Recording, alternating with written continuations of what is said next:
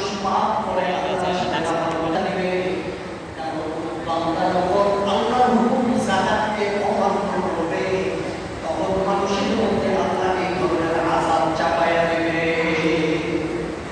একটু মিলে দেখেন এই যে আমাদের উপর আল্লাহর পক্ষ থেকে যে আযাব অতি ভয় মানুষ সহ্য করতে পারে না। পশু পাখি অতিষ্ঠ হয়ে গেছে, মাখলুক অতিষ্ঠ হয়ে গেছে। কারণ কোথা থেকে এই মূলটা কোথা? মূল খুঁজতে খুঁজতে দেখবেন আল্লাহ নাফরমানি ছাড়া আর কিছু।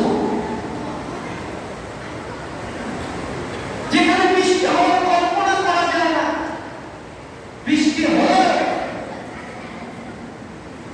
বালুময় এলাকা, মরুভূমির এলাকা, পানি এক ফোঁটা পড়ার সাথে সাথে পুরো ভ্যানিশ হয়ে যায়।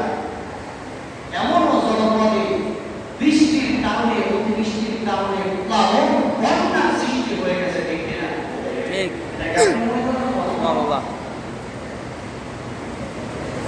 আল্লাহ বলেন আল্লাহুল খালকু ওয়াল আরদ, এই পৃথিবীটা সৃষ্টি করেছে আমি আল্লাহ।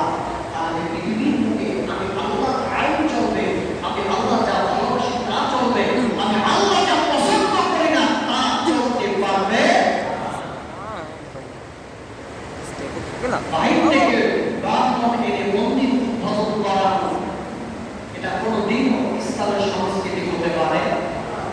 একটা দেশে অমুসলিম থাকতেই পারে, তারা ধর্মকে পালন করবে, ধর্মীয় অনুশাসন অনুযায়ী তারা তাদের উপাসনালয় তারা বানাতে তৈরি করবে, এটা হতেই পারে।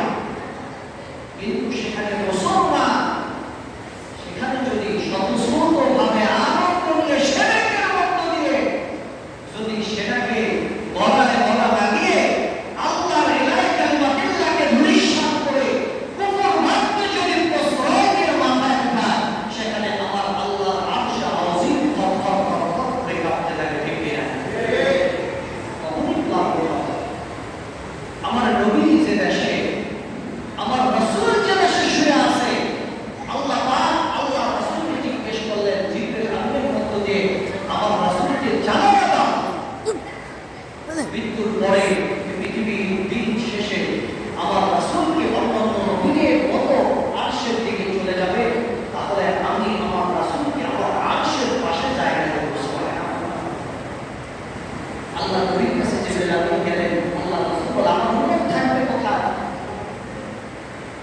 জিবরিল আমিন বলে